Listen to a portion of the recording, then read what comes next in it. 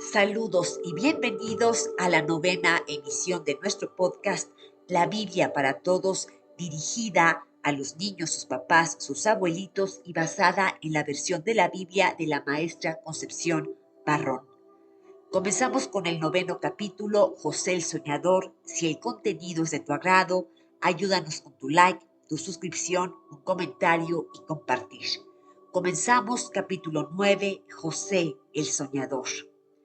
José era uno de los 12 hijos de Jacob. Tenía 10 hermanos mayores y uno más pequeño, llamado Benjamín.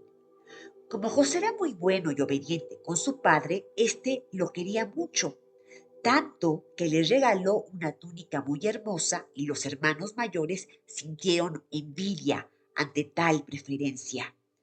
Una vez José contó a sus hermanos dos sueños que había tenido, en los que él aparecía como superior y respetado por todos ellos. Vaya con el vanidoso, se decían. ¿Qué se habrá creído? ¿Por qué se siente superior a nosotros? ¿Con qué ganas entre todos le hubieran dado una soberana paliza? Pero no se atrevieron porque el padre estaba presente. Ya te encontraremos solo, se decían furiosos. ¿Cuánto lo odiaron desde entonces? Sucedió que un día los hermanos mayores habían llevado los rebaños muy lejos a pastar y no pudieron regresar esa noche ni los siguientes días. Entonces Jacob le dijo a José: Estoy muy inquieto, ve a buscar a tus hermanos y tráeme noticias de ellos. José salió a cumplir con el mandato de su padre y después de 3 días de camino logró verlos de lejos. También ellos lo habían visto y así se dijeron: Miren quién viene allá, vamos a quitarle los humos de la cabeza. Ahora que está solo, vamos a deshacernos de él. Unos pedían matarlo, otros arrojarlo a un pozo y así lo hicieron. Pero viendo a unos mercaderes extranjeros que iban a Egipto, decidieron que sería mejor venderlo y con este fin lo sacaron del pozo y le quitaron la túnica, realizando un buen negocio según ellos. ¿Sabes lo que hicieron después? Mataron un cabrito y con su sangre mancharon la hermosa túnica de José y se la llevaron a su padre, diciéndole que la habían encontrado en el camino y que seguramente su hermano había sido devorado por algún animal. Cuando Jacob recibió la noticia, lloró desconsolado por su hijo. Qué triste quedó entonces, cómo lamentaba verlo enviado en busca de sus hermanos. Los mercaderes que habían comprado a José lo llevaron a Egipto, a donde lo vendieron como esclavo a un señor muy rico que se llamaba Putifar y que era ministro del faraón y jefe de la guardia egipcia. Ahora José era un criado que debería trabajar duro, sin nadie que lo conociera ni ayudara en ese país lejano. Cualquiera se sentiría desanimado, pero él pensó: Dios también me ve aquí, ve todo lo que tengo que hacer y Él me ayudará.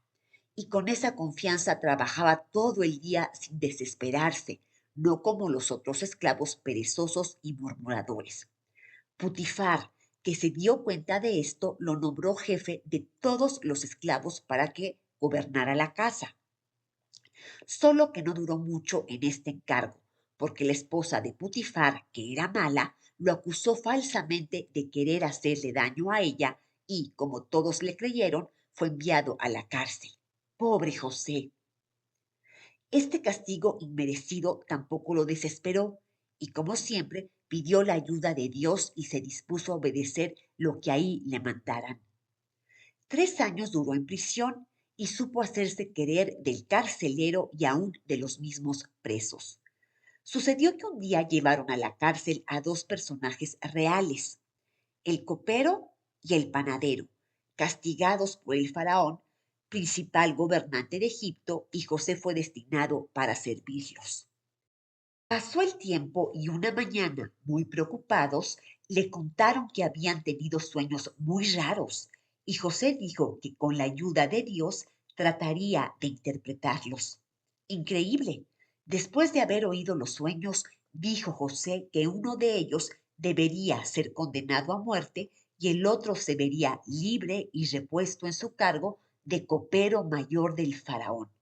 Estaba tan contento el copero que le prometió a José pedir su libertad cuando volviera a palacio. Como todo sucedió según lo había anunciado José, éste esperaba que el copero cumpliera su promesa. Pero nada, pues al verse libre lo olvidó por completo. Solo Dios no lo olvidaba, porque mira lo que sucedió. El faraón había tenido unos sueños que lo inquietaban mucho, y ningún adivino había podido entender su significado. Todos los servidores de palacio lo comentaban, y entonces, al oírlo, el copero se acordó al momento de José y le habló de él al faraón. Tráiganlo inmediatamente, ordenó, y así fue como José salió de la cárcel. Fue llevado ante la presencia del faraón, y cuando atravesaba las lujosas salas, iba diciendo con todo su corazón: Dios mío, ayúdame. Cuando estuvo delante de tan poderoso señor, se dispuso a escuchar con toda atención. Este fue el sueño, dijo él. Soñé primero 7 vacas gordas devoradas por 7 vacas flacas. Desperté y al volver a dormirme soñé 7 espigas lozanas y hermosas devoradas por 7 espigas flacas y quemadas por el sol. ¿Qué es eso? ¿Qué significa? José se quedó un rato pensativo y muy dentro de sí volvía a repetir: Dios mío, ayúdame. Por fin José interpretó el sueño de esta manera. Habrá en tus dominios, dijo al rey, 7 años de abundancia que deben aprovecharse para almacenar trigo en grandes cantidades, suficientes para 7 años de escasez y hambre que vendrán después. El faraón, satisfecho por la interpretación de sus sueños, nombró a José como su segundo para gobernar. Figúrate qué gran cambio. Jamás hubiera imaginado algo así. Ahora nadie había tan importante en Egipto como José, claro, después del faraón, pero también tenía una gran responsabilidad. Tuvo que recorrer todas las tierras de Egipto, en las que dispuso que cada ciudad hiciera grandes graneros para almacenar el trigo a fin de no carecer de él durante el tiempo de escasez. ¿Ves qué maravilla? José se había convertido en un hombre importante, poderoso y rico. Recibió para vivir un hermoso palacio con muebles costosos y rodeado de jardines, vestidos lujosos, carruajes y muchas otras cosas valiosas. Ni lo pienses, no creas que por todo esto se volvió orgulloso. Sabía bien que todo se lo debía a la ayuda de Dios. Tal como José lo había anunciado al faraón, vinieron 7 años de abundantes cosechas en todo el país, que permitieron almacenar trigo en cada ciudad y todavía enviarle una buena cantidad a José para llenar los graneros que para este fin se habían mandado construir en la capital de Egipto. Vinieron después los 7 años de escasez, en los que la sequía no permitió que la tierra produjera absolutamente nada y el hambre se dejó sentir en todas partes menos en Egipto, que estaba preparado. Por esta razón, del país de Canaán llegaron 10 hombres que, como muchos otros, venían a comprar trigo a Egipto. Al presentarse delante de José para que autorizara la venta, se inclinaron ante él suplicantes y respetuosos. Así se cumplió ahora aquel sueño que tanto odio hizo nacer en los hermanos de José. ¿Lo recuerdas? Claro, como habrás adivinado, estos que se inclinaban ante él eran sus hermanos mayores, los que lo habían vendido. Él los reconoció inmediatamente, pero ellos ni siquiera sospecharon que se tratara de él. ¿Cómo iban a imaginar siquiera que este hombre tan importante, tan ricamente vestido, fuera aquel hermano tan despreciado por ellos? Imposible. El tiempo transcurrido, su majestuoso porte y aquel palacio hacían increíble la sospecha. José hubiera podido castigarlos, pero no era esa su intención. Solo quería saber si todavía eran perversos y para probarlos los acusó de espías. Ellos, asustadísimos, explicaron que solo querían comprar trigo porque su padre anciano y su hermano menor padecían hambre y habían quedado esperándolos en casa. Voy a probar si ustedes están diciendo la verdad, dijo José con aire severo. Volverán a su casa con el trigo, pero me traerán a su hermano menor. Entonces creeré que han dicho la verdad, y para estar seguro de que volverán, uno de ustedes permanecerá aquí.